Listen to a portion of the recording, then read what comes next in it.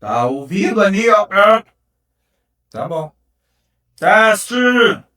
Teste. Teste.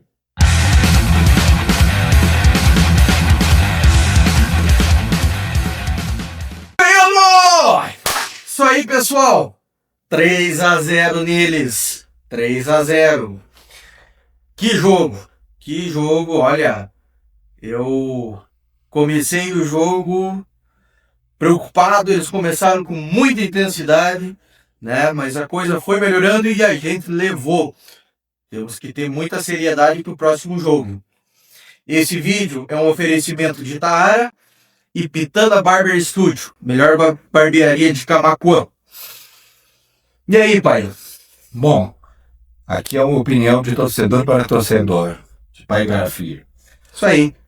Eu achei assim que o Inter iniciou pressionando o Grêmio, um jogo muito nervoso, muito feio, né? Bola pipocando, parecia um ping-pong certas horas, mas eles pressionando mais, e gradualmente o Grêmio foi acalmando, foi ficando menos nervoso, botando a bola mais no chão.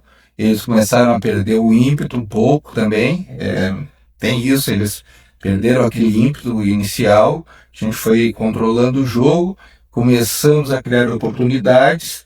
Dessas oportunidades, nós tivemos um lance com o Amuzu, que eu acho que ele poderia ter assumido mais um pouco, mas ele cruzou errado para enamorar. Na segunda bola do mesmo feitio, recebeu o pênalti, mudou totalmente a partida. Pênalti. Desculpe. Aí ele recebeu a falta e houve a expulsão. Foi expulso o Bernabé, que a gente já esperava que em algum momento poderia facilitar o jogo para a gente. Eu achei que seria uma bola alçada nas costas dele, ou que ele faria aqueles pênaltis que ele faz mais no corredor lateral da área. Mas dessa vez ele fez uma falta, sendo o último homem da defesa, com o Amuzu indo em direção ao gol. Então, assim, o cartão dado com extrema perfeição. A regra é clara, né? O jogador tá indo em direção ao gol, é o último jogador, sofreu a falta, e cartão vermelho, não tem erro. Eu e o pai, a gente tem uma brincadeira interna aqui entre nós, que o Bernabé é o 12º jogador do Grêmio. E porque nos Grenais ele adora nos ajudar, ou é um pênaltizinho, uma falta boba, e ontem ele tomou a decisão de fazer a falta e ser expulso. Não nos decepcionou. Foi o nosso 12º jogador. O que eu vejo, pai, é que o Grêmio foi muito bem até no 11 contra 11. Porque o Inter, ele quis botar um jogo físico e agressivo desde o início. E o Grêmio chegou a sentir essa pressão inicial nos primeiros 15 minutos, né, que foi muita intensidade. O Grêmio teve que baixar as linhas, com 2 linhas de 4 e uma linha de 2, né, e o Inter estava em cima e falta, o Grêmio começou a devolver, mas aí veio a inteligência do Grêmio, na minha opinião. O Grêmio soube manter a calma e o Inter foi cada vez ficando mais nervoso. Com essa intensidade que eles quiseram aplicar, eles foram subindo o sangue deles. E o Grêmio foi tentando se acalmar. O Grêmio foi acalmando, foi tentando colocar a bola no chão e jogar. Porque no início era bola espirrada para todo lado. O Grêmio estava tendo que dar balão para se safar no início dessa intensidade. Mas o que eu vejo é que o Grêmio conseguiu ir deixando eles cansar, e eles, com aquele ímpeto que eles estavam querendo, eles ficaram cada vez mais nervosos e o Grêmio cada vez mais calmo. Até que chegou uma hora, ali pelos 15 minutos, em que a perna deles começou a pesar um pouco já, e o Grêmio conseguiu controlar o jogo. Aí, pra mim, o Grêmio começou a desenhar a vitória. Lógico que daí o Bernabé veio e simplesmente nos entregou de prato cheio aí, a gente tem um jogador a mais. O 11 contra 10. E aí o domínio foi quase completo do Grêmio. Poucas vezes o Inter tentou chegar e criar. Mesmo naquele período inicial de 15 minutos, o Inter não criou nada. Não conseguiu criar nada. O Inter teve um chute a gol fraco, que o Everton encaixou. Né? E só. No primeiro tempo foi só isso. E no segundo tempo foi parecido com isso. Também só um chute a gol. Né? Nunca realmente levou perigo ao gol do Grêmio. Né? Nós tivemos essa superioridade. Isso mesmo. E aquele lance polêmico do segundo gol. O pessoal tá problematizando os colorados, né? Bom, aí são várias coisas que a gente pode abordar, deve abordar. Primeiro, assim, ó, nos primeiros minutos, o Pavão faz uma falta que não é marcada pelo Daronco. Mas ao mesmo tempo o Marlon está entrando na área, ele não dá a falta, o mercado acerta, né? Pisa no pé dele, Daronco não dá a falta porque acreditou que fosse simulação. Quer dizer, ele errou para os dois lados, errando para os dois lados. Assim como o lance do Arthur, né, que acabou acertando o Borré, deu um chute a gol e se virou de costas para se proteger, mas com o braço aberto. E esqueci o nome do bicho.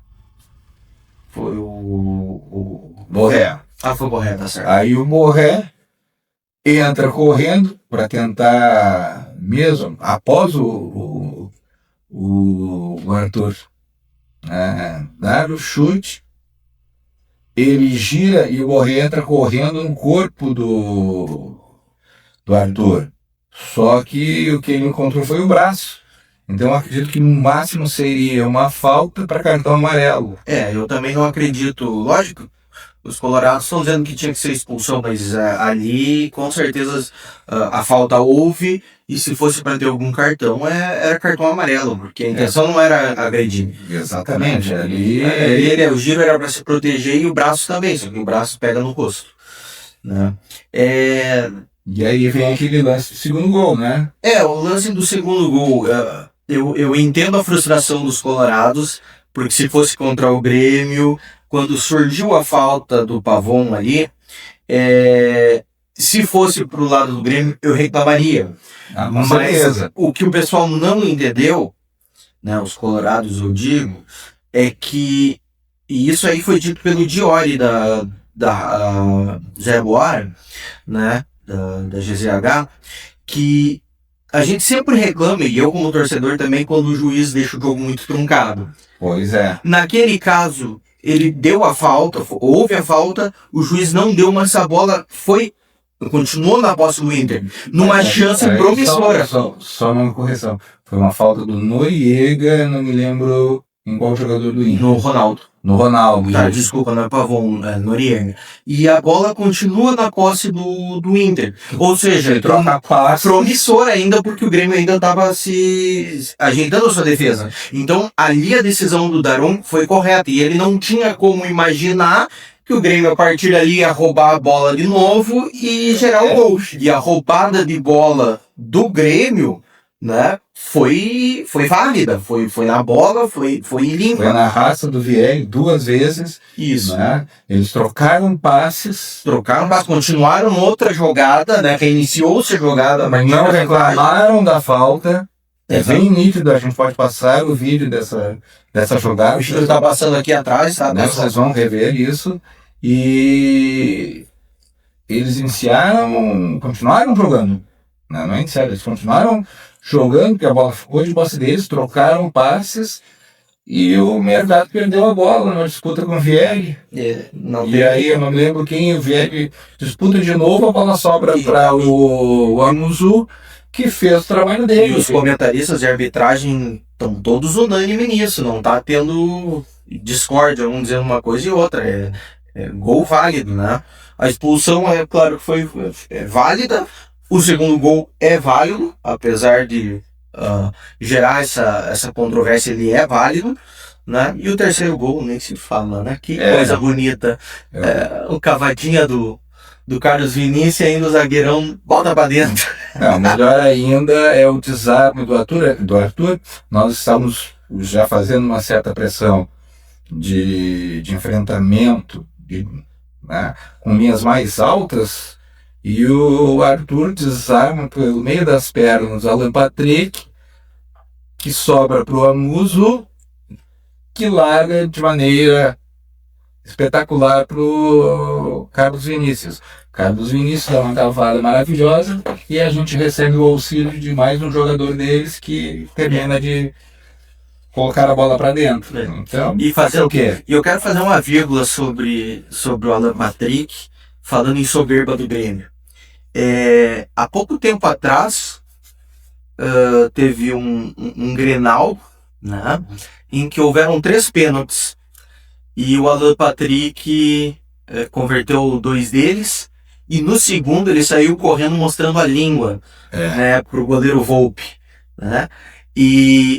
E daí quando o Grêmio tá ganhando, tá indo bem, o Grêmio não pode fazer nada, aí é soberba, né? Sendo que o Grêmio aguentou no peito as provocações do Alan Patrick naquele Grenal. Aí ele, nas provocações do Grêmio, ele não vai aguentar? Soberba porque certas horas a gente conseguiu colocá-los tipo numa rodinha que recebeu o olé da torcida e o Amuzu, né, tenta um lançamento de letra que para mim ali foi mais uma questão técnica, que ele tentou aproveitar ali o tempo que tinha para fazer de letra do que com a perna esquerda, que não é a principal dele. E aí se a gente tem um jogador que tenta arriscar uma jogada diferente, é soberba. E quando Pelé, Ronaldinho Gaúcho e outros craques que já passaram pelo futebol faziam jogadas excepcionais, todo mundo vai se sentir humilhado e achar que o jogador tem soberba? Não que eu compare o Amuso com... Não dá para comparar, mas quando faz uma jogada diferenciada, é soberba? Bom, eu acho que todo brasileiro é a favor do futebol arte, né? E aí quando o jogador tenta, mas se não tivesse ganhando não teria feito. Provavelmente não, mas quando tem a oportunidade de fazer, a gente gosta de ver. E o Colorado ia adorar ver se fosse no lado deles também. Com certeza. Assim. Então, Alan Patrick, respeita. E pensando em respeito, né, nós temos que entrar no próximo Grenal, humildes, com a mesma pegada e tudo, mas ainda escutando o técnico deles, né? O favorito é o Grêmio. E tem que entrar com a mesma intensidade de ontem. Se não entrar com a mesma intensidade de ontem, não é incomum tomar 3-0. Então, assim, a gente tem que jogar sério lá. Tem que ir jogar pra ganhar, né? Não jogar pra levar um empate ou levar uma derrota de 2-0. Não, no futebol, né, o ataque é a melhor defesa. Enquanto a bola está perto da área do adversário, né, ela está longe do nosso gol. Quando um time se recolhe para empatar, ele vai ser pressionado de tal forma que ele pode abrir a possibilidade do seu adversário fazer 1, 2, 3 gols. Aí seria uma tragédia para o Grêmio. Acabar indo para os pênaltis ou perdendo no jogo. Em que a gente já estabeleceu uma vantagem. Até acho que se o Grêmio tivesse acelerado mais no segundo tempo, depois do terceiro gol, a gente teria condições, do jeito que eles estavam fragilizados, a gente poderia ter feito o 4º e o 5º gol com tranquilidade. Só que a gente desacelerou um pouco. Eu acho que essa postura do Grêmio de desacelerar foi uma postura pensando no jogo anterior, né, que mesmo com vantagem numérica acabou tomando um gol. E contra o Atlético, né?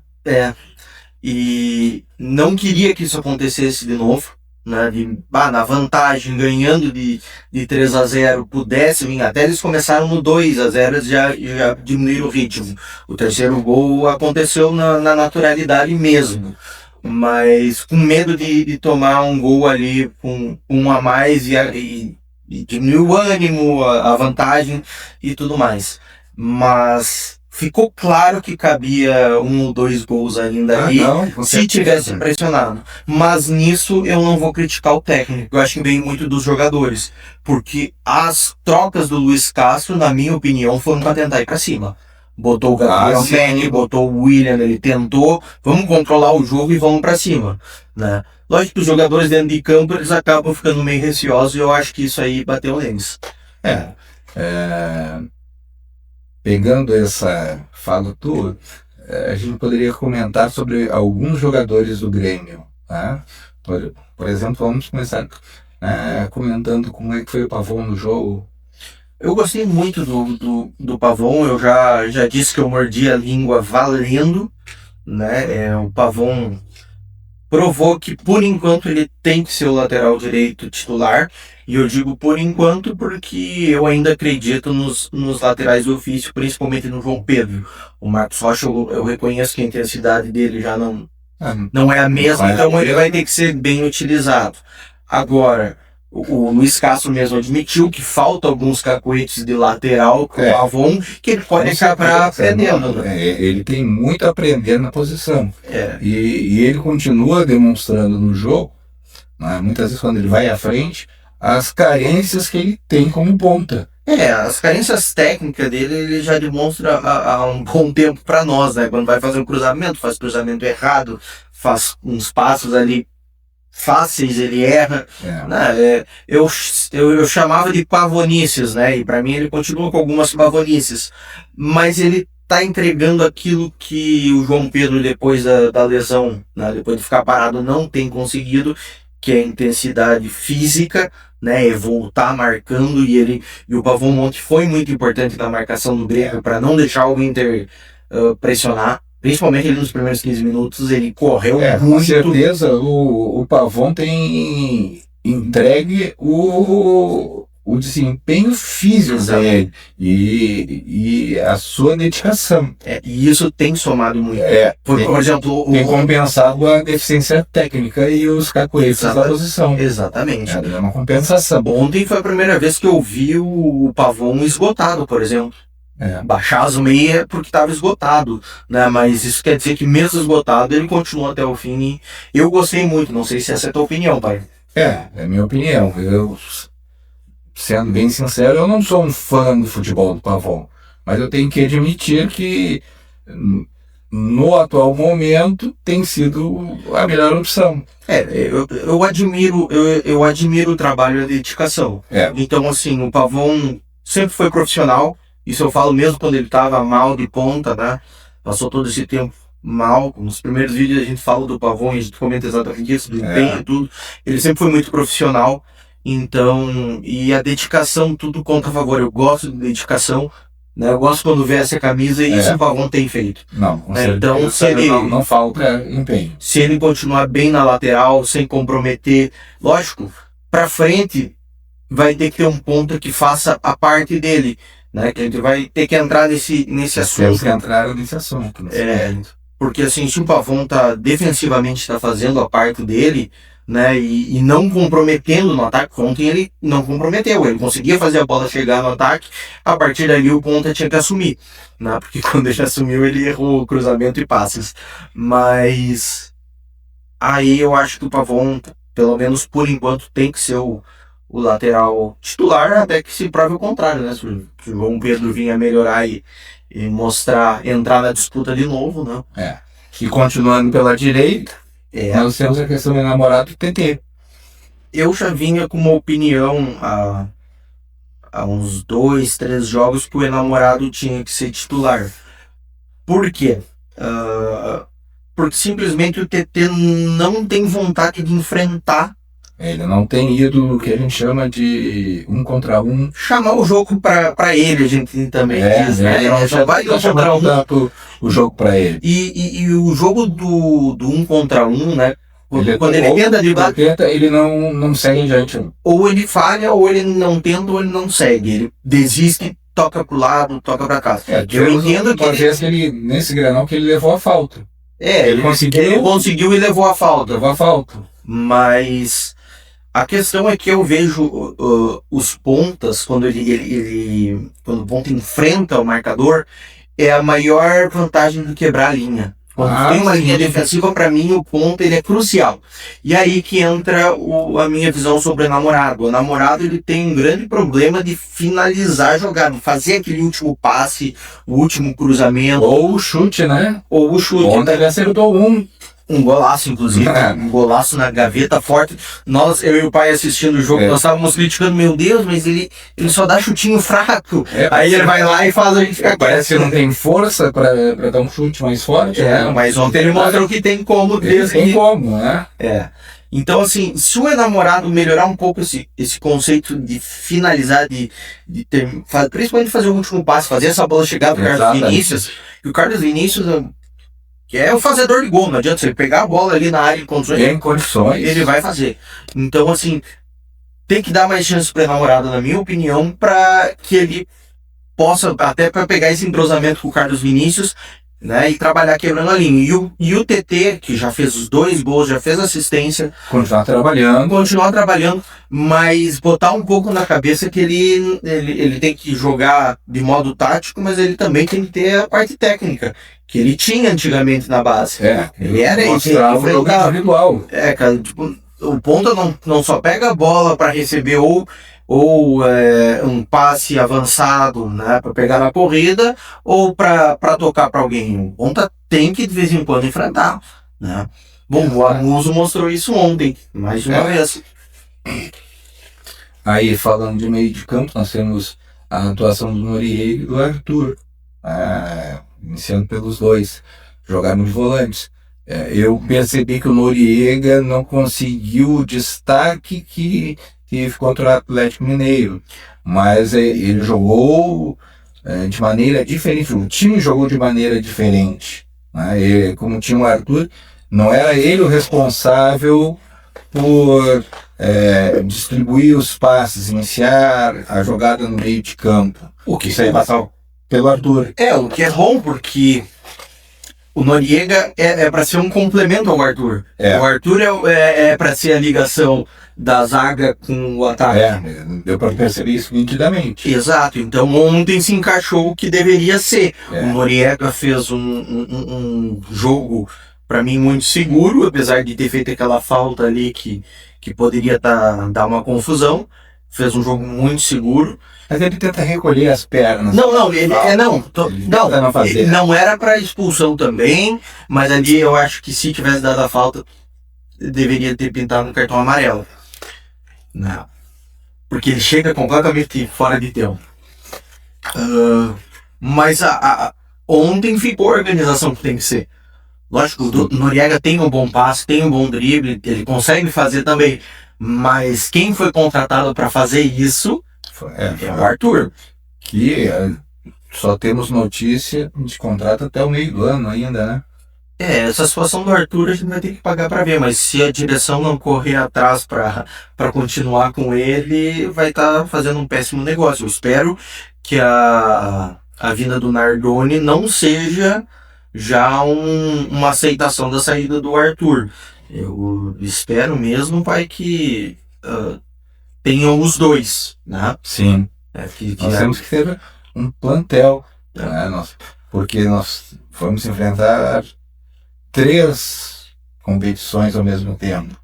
E pelo menos em uma a gente tem que tentar obter, né, o melhor resultado, ou seja, nós temos que ser campeões de pelo menos uma. Isso com certeza. Não, e dessas 3 a mais fácil é a Sul-Americana, não tem? Se for comparar, das 3 a Sul-Americana é a mais fácil de se conseguir. Brasileirão tem que ir bem, obrigatoriamente. Brasileirão tem ir bem. Com esse plantel tem que ir bem. E ir bem é pelo menos pré-Libertadores. Exato. Por ir bem pré-Libertadores. A gente sabe que é muito difícil de ganhar tendo Palmeiras e Flamengo. Não pela qualidade dos times titulares. Eu acho que o time titular Grêmio poderia competir. O problema é que o Brasileirão depende do grupo todo. E por isso a gente precisa de grupo. E eles têm muito mais grupo do que com certeza. Qualquer outro, né? Agora, pré-Libertadores é quase uma obrigação. E a Sul-Americana, o Grêmio tem que chegar na final, né? Com esse elenco tem que chegar na final. Eu adoraria, né, ser campeão da Copa do Brasil, novamente. Eu também. Seria muito bom. Vamos encostar no Cruzeiro de novo, no número de títulos. Seria bom. Mas é difícil. Mas nada é impossível. Né? Ainda mais com sangue tricolor, né? Dá pra chegar lá. O imortal, o tricolor, o clube copeiro. Isso aí. Tem mais alguma coisa que gostaria de comentar do jogo? Bom, sobre os jogadores, né? Dá o destaque que deve ser dado a Muzu. Foi o nosso melhor jogador em campo. Né? Mesmo passando fome cedo no primeiro tempo, né? Ele foi nosso melhor jogador. É lógico que ele é titular absoluto daquela posição, é indiscutível, né? Quem viu o jogo sabe. Tem gente que defende que ele é jogador de segundo tempo, jogador para entrar, mas eu discordo. Lógico que nesse período é complicado essa questão da alimentação dele e tudo mais. Mas quem é que tu vai pôr no lugar dele? De titular não tem? É ele. Ele é o titular. Exatamente. Não há dúvida. Né? Gabriel Mack entrou bem, mas não teve brilho. Né? O William entrou bem também. O William entrou bem e fazendo uma função diferente do Monsalve. O Monsalve tinha mais desempenho físico e o William foi mais um jogador de retenção de bola e passe. Foi para mim, o Luiz Castro pensou muito bem no jogo. Eu achava que tinha que ser assim também, porque eu sabia que ia ter aquele início pegado do Grenal, e o Monsalve foi muito importante a parte defensiva dele. Ele tem como entregar mais fisicamente. Novo, né? Ele tem. E aí cada um pôde aproveitar o que tinha de melhor em cada tempo. E o William, quando entrou botando a bola no chão ali e distribuindo o jogo, que foi maravilhosamente bem. Então eu acho que os dois meias foram muito bens, muito aprovados. Né? Com certeza. Jogador, acho que não tem muito mais que falar. Falar do nosso técnico também. Tem uma coisa que eu não entendi, durante o jogo eu não entendi o que estava acontecendo, porque ele foi, quase foi às vezes de fato com o treinador do Inter, no final do primeiro tempo ele segurado pelos jogadores do Grêmio, porque ele estava entrando em campo discutindo, totalmente exaltado, que eu não sei o que aconteceu. Eu vi no canal do Bagé, né, comentário final do jogo do Bagé, que ele informa que o Pesolano estava pressionando o Pavon, estava discutindo com o Pavon, chamou o Pavon e começou a meter a boca no Pavon. E aí que o Luiz Castro não gostou e foi lá para defender o jogador. No momento eu não entendi nada. Eu também não. Eu falei, mas o que ele tá querendo arranjar confusão? Acabou de... Estamos ganhando, o jogador deles expulso e ele tá, né, perdendo a cabeça. Mas aí, depois que eu soube, eu elogiei o fato de que ele tava lá pra defender o jogador, né? Tomou um amarelo, mas técnico de amarelo não tem problema nenhum. Não. Ainda mais só tem mais um jogo pelo Gauchão. Não muda em nada. Uma coisa que eu vou ter que admitir, eu não sou o maior fã do Luiz Castro, mas tem uma coisa que eu vou admitir que eu gosto nele, porque assim, eu sempre fui da teoria, eu já falei em outro vídeo, de quem está jogando melhor é quem tem que estar jogando, né? E ele tem aplicado essa teoria no Grêmio. Então, eu vou dar meus parabéns, né, por esse tipo de pensamento, por esse tipo de atitude. Meus parabéns ao Luiz Castro. Até ele, na coletiva, ele fala sobre a questão do namorado, né, de titular ao invés do TT, e é isso que ele defende. Ele fala, não, o namorado tá entrando melhor, tem que jogar, independente do... Assim como o Vier e o Gustavo Martins conseguiram formar uma dupla de zaga muito boa, né? Apesar da falha do Vier nos outros jogos, né? Mas ele está começando a se firmar, tem um desempenho físico melhor, são altos, fortes, né? tem conseguido se encaixar melhor no esquema de jogo. Isso aí. Ele tem sido muito bom. Acho que agora ele está começando a entender quem joga melhor, quem não joga, para poder aplicar a meritocracia. Eu só não entendi por que ele demorou tanto tempo. Porque certos jogadores não deviam nem ter iniciado, nem ter posto o pé em campo esse ano. Eu percebo que ele começou a ter mais confiança para fazer isso a partir do momento que ele ganhou, né, proteção da direção. A direção começou a tomar atitudes para escantear os jogadores que não estavam servindo. Aí eu acho que ele começou a se sentir mais confiante para botar quem ele achava que estava melhor. Ao invés de ter que botar quem só tinha medalhão. Colocar Cristal, graças a Deus, colocou quase nada. Coediar, jogadores, né, que há muito tempo a torcida critica. Edenilson, né, apesar de ter feito gol, são jogadores que não entregavam aquilo que a torcida desejava e eram colocados. São jogadores que poderiam não ter sido aproveitados, só aguardando o momento de serem liberados. Agora foram. Tá? Então, vamos ver se a gente continua nessa filosofia e nessa pegada. Isso mesmo. Mas esqueci de dizer para comentar, escrever e... Então tá, pessoal. Esse vídeo é um oferecimento de água mineral Itaara, pura como a vida, e Pitana Barber Studio, melhor barbearia de Camaquã, tá? Nos dá uma força aí, pessoal. Nós estamos só começando, então se inscreve no canal, por favor, deixa o like, ativa o sininho e comenta, por favor, comenta aí o que vocês acham, né? Diz aí o que vocês acharam do Grenal, né? Diz aí se vocês concordam com a gente ou se vocês não concordam, né? Se quiserem bater nas nossas opiniões, podem também, não tem problema nenhum, tá? E se possível, assistam o vídeo até o fim.